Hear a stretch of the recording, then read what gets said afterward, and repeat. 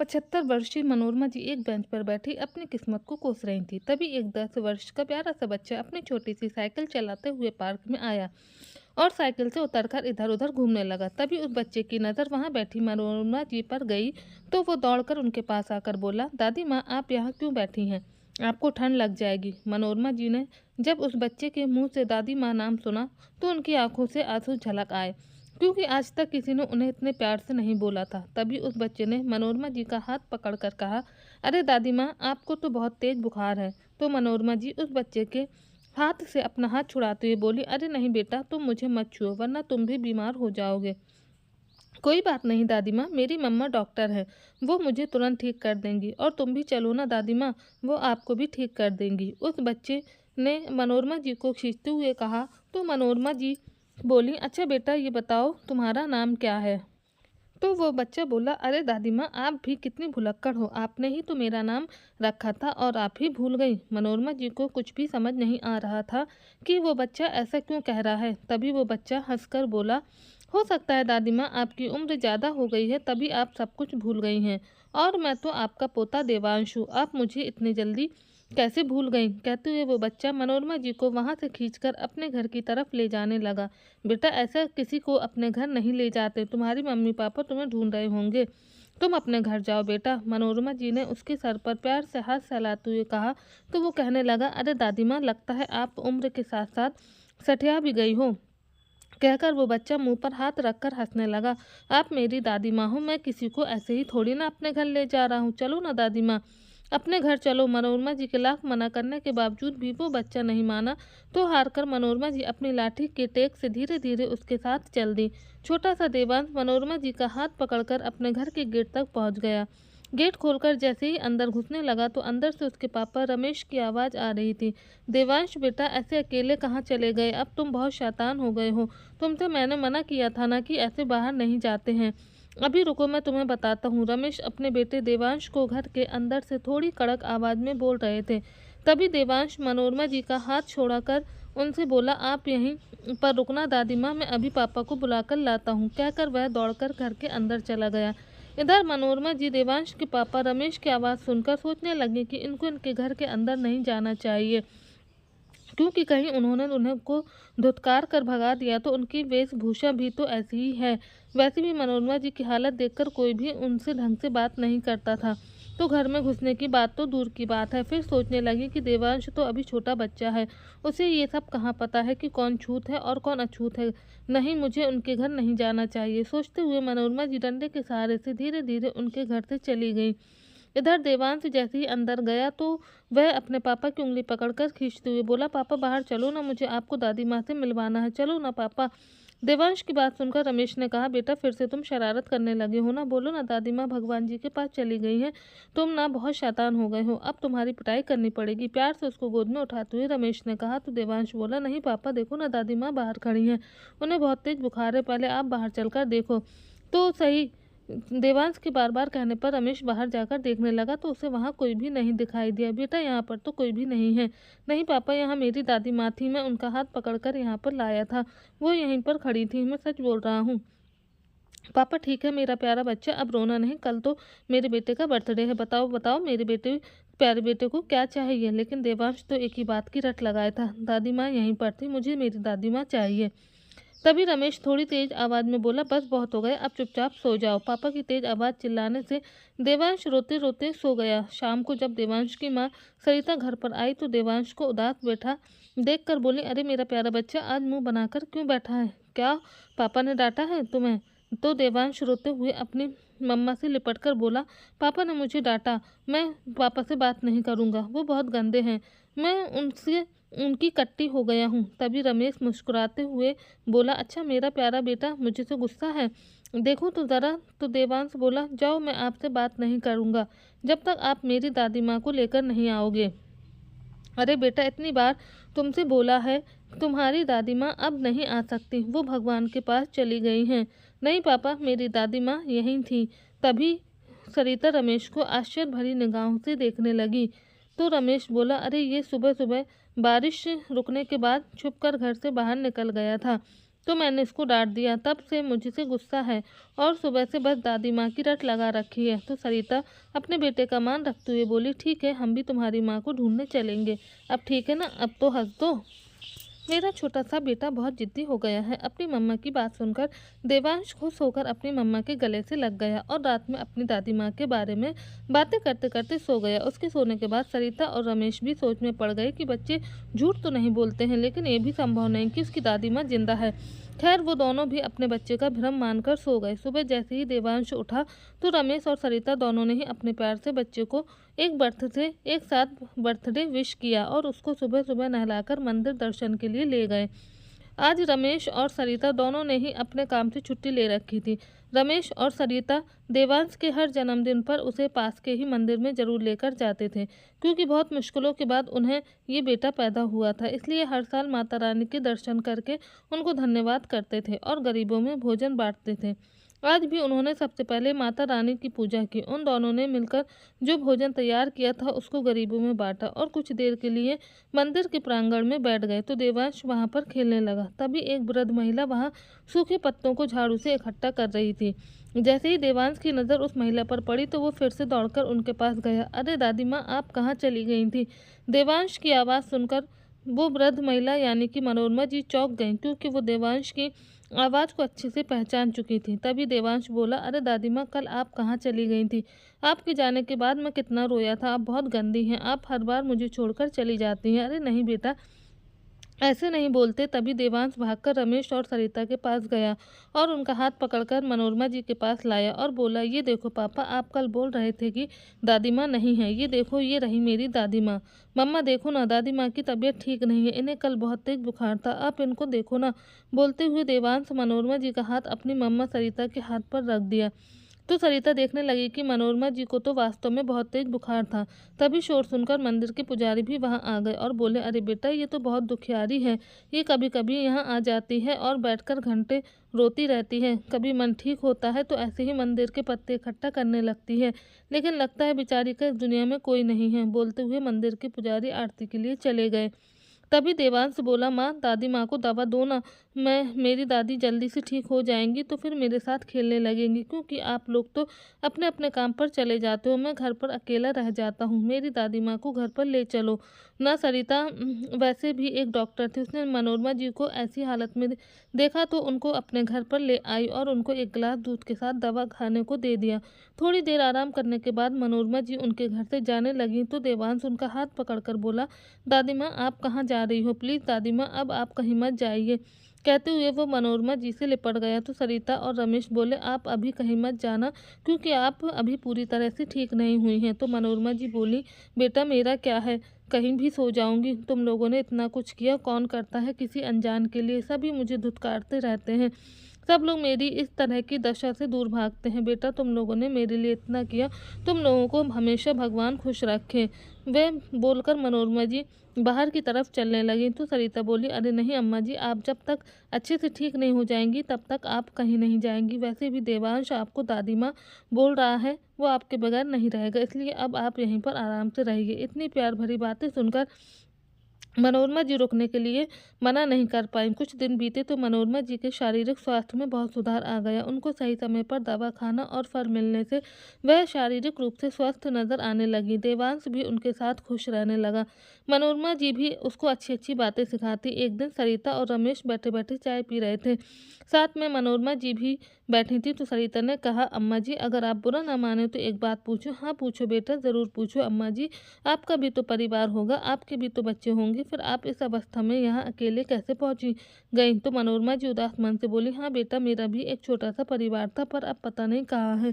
कहाँ है? सरिता ने प्रश्नवाचक निगाह से पूछा। मनोरमा जी बोली, हाँ बेटा, आज से 3 साल पहले मैं और मेरे पति दीनदयाल जी तीर्थ यात्रा पर गए थे, लेकिन तीर्थ यात्रा करने के बाद हम लोग अपने घर को वापस लौट ही रहे थे कि रास्ते में हम लोगों का एक्सीडेंट हो गया। एक्सीडेंट इतना भयानक था कि मेरे पति की मृत्यु तुरंत हो गई और मैं अभागन बच गई। मैं तो अपने पति के आखिरी दर्शन भी नहीं कर पाई। मेरा एक बेटा है नवीन और उसकी पत्नी का नाम पूजा है। और उनके 2 बच्चे सोनू और मोनू हैं। जब तक मेरे पति थे तब तक उस घर में मेरा ही राज चलता था। कोई भी मुझसे ऊँची आवाज़ में बात तक नहीं करता था। लेकिन मेरे पति की मृत्यु के बाद मैं तो बेटे बहू के ऊपर मानो बोझ बन गई थी, क्योंकि एक्सीडेंट के बाद मैं अपने कामों के लिए भी उन पर आश्रित हो गई थी। मेरी बहू पूजा अपने पति से बोली कि मैं इस बुढ़िया से तंग आ चुकी हूँ, इसने तो मेरा जीना हराम कर रखा है। तो मेरा बेटा भी बोला, हाँ पूजा तुम सही कह रही हो, लेकिन माँ जी को कहीं छोड़कर भी तो नहीं आ सकते, अब झेलना तो पड़ेगा ही। पता नहीं इनको भी बुढ़ापे में क्या पड़ी थी तीर्थ यात्रा पर जाने की, अब टूट फूट कर बैठ गई हैं। अब हमें जिंदगी भर इनका बोझ उठाना पड़ेगा और कोई नौकरानी भी नहीं रख सकते। अगर कोई नौकरानी रखेंगे तो उसका भी खर्चा हमें ही उठाना पड़ेगा। मुझे नहीं पता जी, आप चाहे कुछ भी कीजिए, लेकिन अब मैं इनका कोई भी काम नहीं करने वाली। भले ही मेरी तरफ से कोई नौकरानी ही रख लीजिए। तो बेटे ने मेरे लिए एक काम वाली रख ली, लेकिन ये भी मेरी बहू को हजम नहीं हुआ। वो उस नौकरानी को भी परेशान करने लगी। वो नौकरानी मेरे काम करने के बजाय बहू का ही काम करने लगी। अगर वो कभी पहले मेरे पास आ जाती तो बहू गुस्सा हो जाती। मेरे काम का तो बस एक बहाना था, बल्कि बहू उससे पूरे दिन अपने ही काम करवाती थी। एक दिन वो नौकरानी बहू के नाटकों से परेशान होकर घर छोड़कर चली गई। उसने झूठ बोल दिया कि उसे 2-3 दिन की छुट्टी चाहिए, लेकिन वो तो दोबारा आई ही नहीं। जिस दिन वो नौकरानी काम छोड़कर गई उस दिन कोई भी मेरे कमरे में खाना लेकर नहीं आया। मैं भूख के मारे व्याकुल हो उठी, बहू को आवाज़ देती रही, लेकिन किसी ने भी मेरी आवाज़ नहीं सुनी। जब मुझसे रहा नहीं गया तो जैसे तैसे मैं रसोई घर में पहुंच गई, लेकिन सामने ही दूध का मग भरकर रखा हुआ था और गलती से मेरा उस मग पर हाथ जा टकराया तो पूरा दूध नीचे गिर गया। बर्तन की आवाज़ से बहू दौड़कर अपने कमरे से निकल कर आई और रसोई में दूध गिरा हुआ देखकर जोर से चिल्लाने लगी, इस बुढ़िया ने तो हमारा जीना ही हराम कर दिया है। इसने पहले ही इतने परेशान करके नौकरानी को भगा दिया, अब पूरा दूध नीचे गिरा दिया, खर्चे पर खर्चे करवाए जा रही है। आज तो मैं इसे छोड़ूंगी नहीं, बोलकर वो मुझे खींचते हुए कमरे में ले गई और मुझे धक्का देकर अपने कमरे में चली गई। मैं दर्द से करहा रही थी, लेकिन मरहम लगाने वाला कोई नहीं था। मैं पूरी रात दर्द से कराहती रही, लेकिन कोई भी मुझे देखने नहीं आया। अगले दिन जब मैं उठकर बाहर जाने लगी तो वहीं कमरे में बेहोश होकर गिर गई। जब मेरी आँख खुली तो मैंने अपने आप को एक सरकारी अस्पताल में पाया। मैंने नर्स से पूछा कि मैं यहाँ कैसे आई, तो उसने बताया कि आपके बेटे बहू आपको यहाँ लेकर आए थे, लेकिन अब पता नहीं वो कहाँ चले गए हैं। बेटा, जब तक मैं अस्पताल में रही तब तक मुझे कोई देखने भी नहीं आया। 1 महीने तक मैं अस्पताल में भर्ती रही। जब मुझे अस्पताल से डिस्चार्ज किया गया तो कोई भी मुझे लेने नहीं आया। मैं जैसे तैसे अपना सामान लेकर अस्पताल से चली। उन्होंने सिर्फ मेरे बैग में कुछ फटे पुराने कपड़े और मेरे पति की एक पुरानी तस्वीर रखी थी। तब से बेटा मैं ऐसे ही इधर उधर भटक रही हूँ। बेटे के लिए हमने अपना सब कुछ कुर्बान कर दिया, लेकिन उस बेटे के लिए एक बुढ़ी माँ को रखना भी भारी पड़ गया। कहते हुए मनोरमा जी की आंखें भर आई तो सरिता और रमेश की आंखों में भी आंसू आ गए। तभी छोटा देवांश मनोरमा जी के आंसू पोंछते हुए बोला, दादी माँ आप रो क्यों रही हो? आप रोना नहीं, मैं हूं ना आपके पास। कहते हुए वो उनकी गोद में आकर बैठ गया। तभी सरिता मनोरमा जी से बोली, हाँ माँ जी, अब आप बिल्कुल भी चिंता मत कीजिए, हम भी तो आपके बेटे बहू की तरह ही हैं। धीरे धीरे समय बीता। अब मनोरमा जी सरिता और राहुल के घर खूब अच्छे से रहने लगी। वो कहीं भी घूमने जाते तो मनोरमा जी को भी साथ अपने ले जाते। उन दोनों को भी ऐसे लगता जैसे एक बड़े का आशीर्वाद उनको भी मिल गया है। सभी लोग एक दूसरे के साथ खुशी खुशी रह रहे थे। एक दिन अचानक मनोरमा जी ने रमेश और सरिता को अपने पास बुलाया और अपने पति की तस्वीर को पीछे से खोलकर कुछ कागजात निकालते हुए बोली, बेटा आज मैं तुम लोगों को कुछ देना चाहती हूँ। तो सरिता चौंकते हुए बोली, ये क्या है माँ जी? बेटा ये ज़मीन के पेपर हैं। ये ज़मीन मेरे पति ने तीर्थ यात्रा पर जाने से पहले खरीदी थी और सोचा था कि इस ज़मीन का तीर्थ यात्रा से आने के बाद अपने बच्चों को सरप्राइज देंगे, लेकिन रास्ते में ही हमारा एक्सीडेंट हो गया और वो तो भगवान को प्यारे हो गए। मैं बेटे बहू को देना चाहती थी, लेकिन उनका रवैया देखकर मैंने इन कागज़ों को अपने पति की तस्वीर के पीछे छुपा दिया था, ताकि बच्चों को पता न चले। वो अपने पिता की तस्वीर भी अपने घर में नहीं रखना चाहते थे और उन्हें इन कागज़ों का पता नहीं था, इसलिए ये तस्वीर मेरे बैग में डालकर चले गए। इसलिए अब आप दोनों ही मेरे बेटे बहू हो। अब मैं ऐसे आपको ही देना चाहती हूँ, प्लीज़ मना मत करना बेटा। लेकिन माँ जी हम ये नहीं ले सकते। नहीं बेटा, मैं तुम्हें ये तुम्हारे एहसानों के बदले नहीं देना चाहती। अब मैं तुम्हें अपने बेटे बहू ही मान चुकी हूँ, इसलिए मेरा प्यार समझ कर ही रख लो बेटा। तो सरिता और रमेश कुछ देर के लिए कुछ नहीं बोले, क्योंकि उस जमीन की कीमत आज कम से कम 50 लाख रुपए की थी, क्योंकि वहाँ पहले कुछ भी नहीं था। 3 साल के अंदर वहाँ पर हाईवे हो जाने की वजह से जमीन के दाम एकदम आसमान छूने लगे। उनको तो खरीदना हम लोगों के लिए नामुमकिन है। माँ जी, हम ये नहीं ले सकते। हमने आपकी सेवा किसी लोभ में आकर नहीं की। प्लीज़ माँ जी, ये हम नहीं ले सकते। तो मनोरमा जी एकदम से उदास हो गई। उनको ऐसे दुखी होते हुए देखकर सरिता ने कहा, अच्छा ठीक है माँ जी, आप परेशान मत होइए, हम आपकी बात मान लेते हैं। लेकिन आपको भी हमारी एक बात माननी होगी कि हम इस ज़मीन पर एक अस्पताल बनवाएंगे, वो भी आपके नाम पर, और वहाँ पर गरीबों का फ्री में या बहुत ही कम पैसों में इलाज करेंगे। लेकिन इस अस्पताल के बागडोर आपके हाथ में ही होगी। ये बात सुनकर मनोरमा जी तो खुशी से चहक उठी। अरे बेटा, इससे अच्छा क्या हो सकता है कि उस ज़मीन पर एक अस्पताल बन जाए, लेकिन अस्पताल बनाने में तो बहुत पैसे लगेंगे। तो रमेश बोला, माँ जी आप इसकी चिंता मत कीजिए, क्योंकि आपकी ये ज़मीन बहुत ही बड़ी है। अगर हम इसका कुछ हिस्सा बेच देंगे तो हमें उससे अच्छे खासे पैसे मिल जाएंगे, और कुछ हम उस प्रॉपर्टी पर लोन ले लेंगे, जिससे अस्पताल आसानी से बन जाएगा। सब लोग इस बात पर सहमत हो गए, और जल्द ही रमेश जमीन का आधा हिस्सा बेच दिया और अपने बैंक से लोन भी पास करा लिया। अस्पताल बनने का कार्य शुरू हो गया, और 2 साल में वहाँ एक बड़ा सा अस्पताल बनकर तैयार हो गया। मनोरमा जी के हाथों से उस अस्पताल का शुभारंभ किया गया। उस अस्पताल की प्रसिद्धि धीरे धीरे सब जगह फैल गई, क्योंकि जितने भी गरीब लोग होते थे वो सब उसी में आने लगे।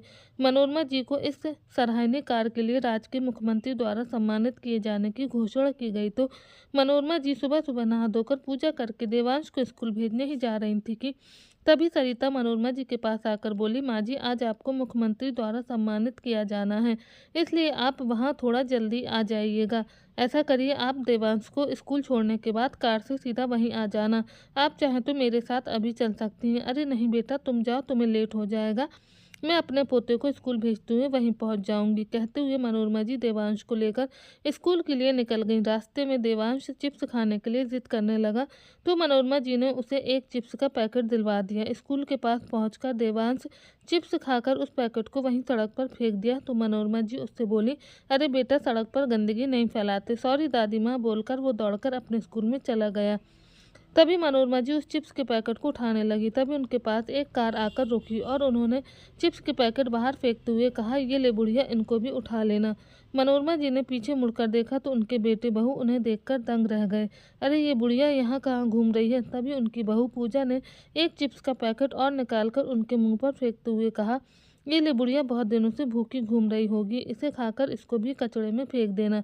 तभी वहाँ मनोरमा जी की कार का ड्राइवर आया और उनके बेटे के गाल पर एक जोरदार तमाचा जड़ते हुए बोला, तुम्हारी हिम्मत जो तुम मैडम जी से इस तरह से बात करो। तो नवीन बोला, अरे ये कौन मैडम मैडम नहीं है, आपको कोई गलतफहमी हो रही है। तभी दूसरे गाल पर एक और तमाचा पड़ा, अगर ज़्यादा बकवास की तो अभी आपको जेल में भिजवा दूंगा, फिर पिसते रहना चक्की। तभी मनोरमा जी बोली, अरे बेटा, क्यों उनके मुंह लग रहे हो, चलो हमें लेट हो रही है। तो ड्राइवर उन्हें कार में बैठाकर ले गया। अस्पताल पहुंचे तो डॉक्टर सरिता ने कहा, अरे माँ जी, आप कहाँ रह गई थी, मैं आपका कितनी देर से इंतज़ार कर रही थी। चलिए जल्दी, मीटिंग शुरू होने वाली है, सभी लोग आपका इंतज़ार कर रहे हैं। तो मनोरमा जी मीटिंग में पहुंच गई। इधर मीटिंग चल ही रही थी कि अचानक नर्स डॉक्टर सरिता को बुलाने आई। मैडम, एक इमरजेंसी केस आया है, प्लीज़ आप जल्दी आ जाइए। तो डॉक्टर सरिता मीटिंग छोड़कर अंदर की तरफ भागी। जब सरिता अंदर आई तो देखा एक व्यक्ति बहुत ही गंभीर अवस्था में पड़ा हुआ है। उसकी एक टांग बुरी तरह से जख्मी थी।